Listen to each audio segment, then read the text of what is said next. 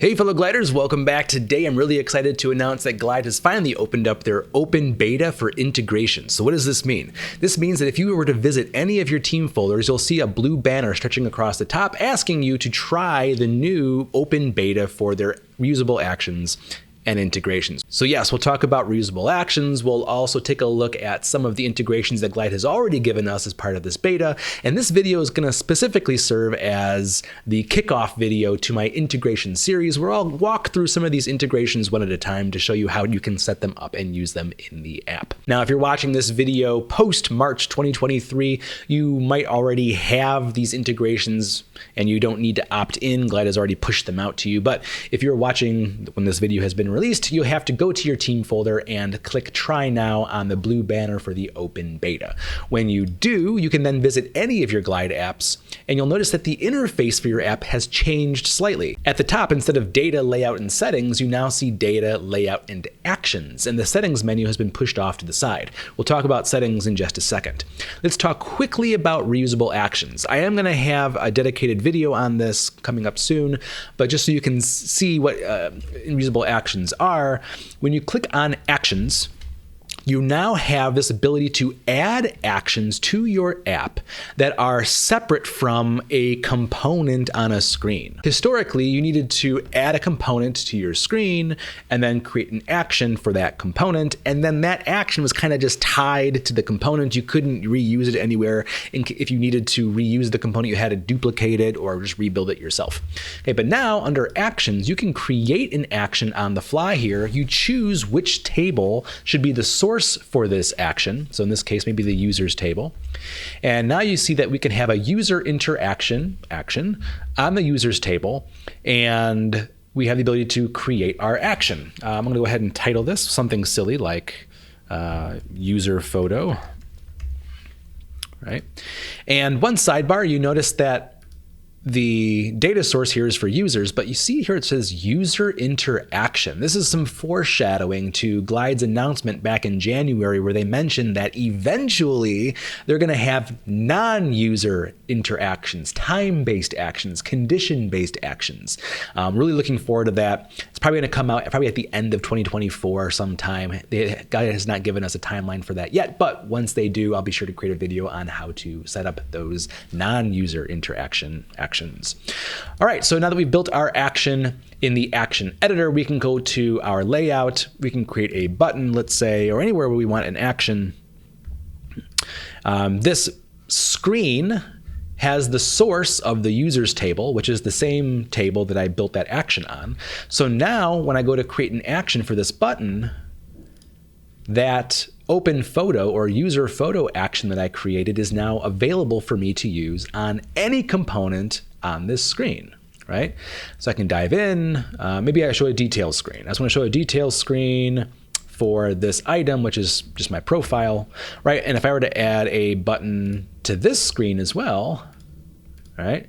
Again, because it's still sourced from the users table, I can choose the action of open photo or user photo. So it doesn't matter what screen you're on, as long as it's sourced from the users table or that same table you built the action on, you can reuse that action going forward. So very, very cool and able to reuse actions in Glide. All right, so that's reusable actions. Again, I'll create a deeper dive video on that later, but I really wanted to talk about integrations. This is going to be huge. It's going to supercharge your app and make your apps even more powerful and integrated and have more of a native kind of feel to it, really embodying this whole no-code experience that Glide is providing for you. All right, so in the settings menu, which is getting pushed off to the top right corner here, the settings menu, there's always been an integration submenu. And inside that integration submenu has been things like Zapier, Excel, Google Analytics, and I think just maybe one other thing. So there's basically just 3 things that were in that integrations. But now when you click on integrations, you have a whole plethora of third-party integrations that you can add directly to your Glide app. So that way you don't need to create some sort of API call. You don't need to tap upon Zapier or Make.com. You can simply add any of these integrations directly to your Glide app in order for you to have that functionality without leaving the Glide app at all. So some of these things that you might see here, OpenAI for artificial intelligence, right? A lot of messaging services like Discord, Gmail, Slack, push notifications. Oh, push notifications. That's going to be its own video. I'll do a video on that when iOS 16.4 comes out, sometimes at the end of March or mid-April. We have Intercom and Outlook and Teams, right? So a lot of messaging services. We have Twilio to send SMS messages. You have PDF creation from URLbox as well as PDF Monkey, right? So if you already have PDF Monkey and you've been creating templates within PDF Monkey, you can actually just send data to your templates and have it create a template for you as a PDF. And it's going to spit back the URL and put it in a Glide column without having to leave Glide. This is absolutely fantastic, right? So to showcase integrations today, I'm going to talk about Radar. Radar is one of my favorite integrations. It does allow for you to do reverse and forward geocoding, so coordinates to address, address back to coordinates. You can do distances, you can do autocomplete, right? So we're going to go ahead and show you how to do integration through Radar moving forward. All right, so to add an integration, you simply select the integration you'd like. It's going to ask you to add it to your app, which I did, and most of the integrations are going to ask you for an API key. So in this case, I would go to radar.com, I go to my settings, grab the API key, which is down below here, and then paste it directly into my app. And then once I've done that, Radar is now an available integration for me to use. Now, how can we use it? So if you take a look below under the features section, it gives you a preview as to how you can use this integration in your app. So again, address to coordinates, coordinates to address. I can do a complete address, which is like an autocomplete. I'll show you about that in a second. You can also do distances between locations. And if you take a look at the icon, you see that this icon has like a sheet or a table behind that lightning bolt-like zap. This lets you know that this integration is available as a data column, so it has its own column type. You can also use it as an action, meaning when you're going to configure an action, there'll be a Radar action available to you. So look for that icon to let you know if it's a table integration, an action integration, or both. Most of the time it's both, but again, just confirm that under the features section here. All right, so let's take a look at as to how we can use this. Let's pretend that this app is a check-in app where I want to create a form here where I'm going to just grab their current location and then submit it to a table of current locations for each individual user so I can track where they're at any point in time. So when I go to fill out this form, I can just use my current location. It's going to grab my coordinates from where I'm currently at. It already writes the timestamp. Great, I hit submit. And now those values have been added to my check-ins sheet right here.